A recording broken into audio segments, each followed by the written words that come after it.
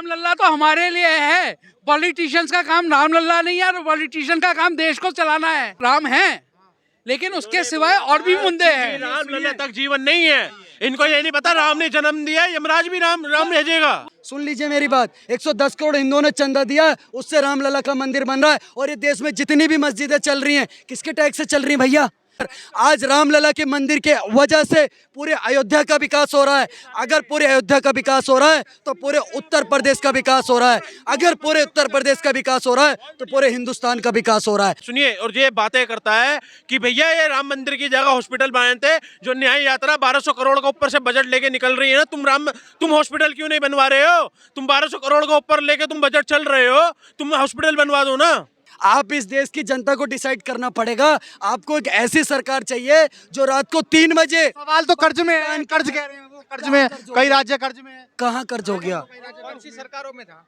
जो राज्य कर्जे में है वहाँ किसकी सरकार थी? किसने भ्रष्टाचार किए? कर्ज में कैसे डूबे? उन विषयों पे जाइए ना। हाँ, तो उनको आप डी पे जाइए ना। उन्होंने भ्रष्टाचार किया, उनको अंदर करो। साहू को तो कांग्रेस कहती है तो राजमाता सोनिया गांधी का खास चेला है।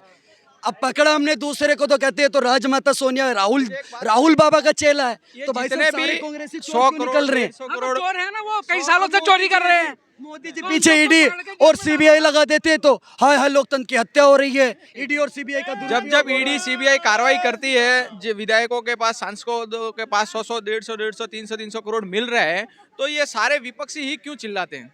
उसको कार्रवाई करने दीजिए ना। ईडी सीबीआई अपने जब रिजल्ट आएगा, पैसा कहाँ से आया, कैसे आया, सब जनता के सामने आ जाएगा। हाँ, जल्दी डालो। आप जब बाहर आएगा, सारा पैसा बाहर आएगा। ये अच्छा पकड़े जाते हो सारे विपक्ष के ही नेता क्यों पकड़े जाते हैं? अच्छा, आपने एक बात बोली थी कि राम लला तक बात नहीं रुकेगी। मतलब मैंने कहा राम लल्ला एक चीज है, राम है, लेकिन उसके सिवाय और भी मुद्दे हैं। राम लल्ला तक जीवन नहीं है, इनको ये नहीं पता राम ने जन्म दिया, यमराज भी राम राम भेजेगा। वो राम लल्ला तो हमारे लिए है, पॉलिटिशियंस का काम राम लल्ला नहीं है, पॉलिटिशियन का काम देश को चलाना है। सुनिए, हाँ, बिल्कुल सही बात बोल राम के लिए ना काम करें मोदी। नहीं करे, लेकिन वो ठीक है, वो करते रहे, पर उसके साथ साथ इन चीजों पे भी ध्यान दे, ये कह रहा हूँ। सुनिए, किसी के बाप ने, किसी सरकार ने 1 रुपया नहीं दिया रामलला के मंदिर बनने के लिए। ये रामलला का मंदिर बन रहा है, हमारे जैसे 110 करोड़ हिंदुओं ने चंदा दिया है।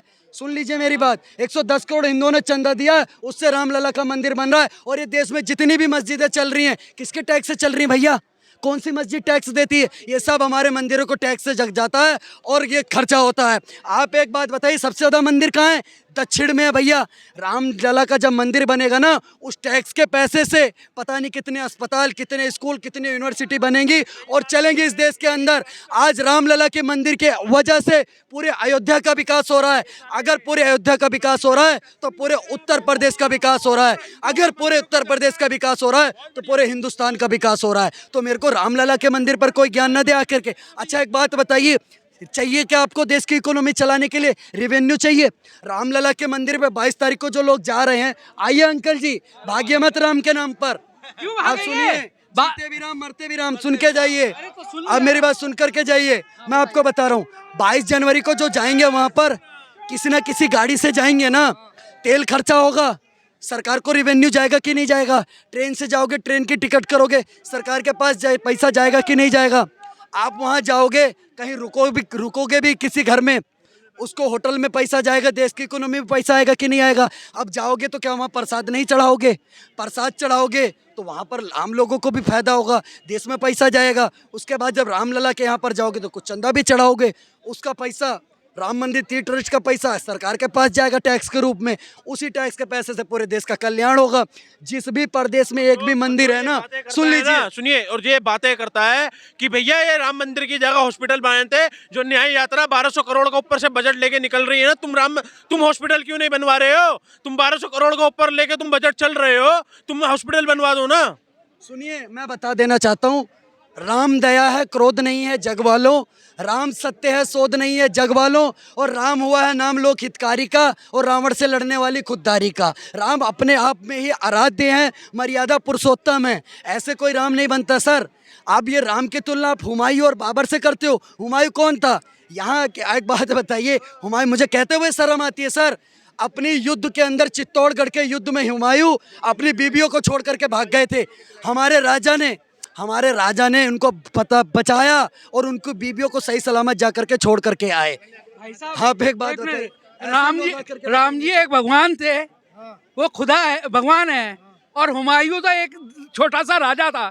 उसकी कहाँ राम और कहाँ कौड़ी का हुमायूं? व्यक्ति था, दो दो कौड़ी कौड़ी का का चिरकुट व्यक्ति व्यक्ति था, तो मुंह उससे सामने आ जाए क्या लात बात मार के करते हो भगा आप? आपने ये बोला कि जो राम मंदिर बना हुआ है उस पर राजनीति नहीं होनी चाहिए, नहीं होनी चाहिए, राजनीति नहीं होनी बस। चाहिए। तो कर कौन रहा है? कोई नहीं कर रहा। तो कांग्रेस ने उसको मना क्यों कर दिया कि हम नहीं कांग्रेस तो जाएंगे? बेवकूफ है, वो अपने सपने देखते हैं, सोते सोते जागते कम है, वो सपनों में जो देखते हैं वो बकवास कर देते हैं। राहुल गांधी ने आज तक टीवी में किसी को इंटरव्यू दिया है, क्वेश्चन आंसर्स का जवाब दिया है? वो कुछ भी बकवास करके चला जाता है, उसके बाद उसके कांग्रेस के स्पोक्स पर्सन आके जवाब देते रहते हैं। कभी उसने वो राहुल गांधी है ही नहीं, वो फिरोज खान का पोता पप्पू खान है, समझ रहे हैं? उसको राहुल राहुल राहुल कहना छोड़ दो, वो फिरोज खान का पोता पप्पू खान है। इस बात का आप ध्यान रखिएगा, राहुल नहीं है उसका नाम।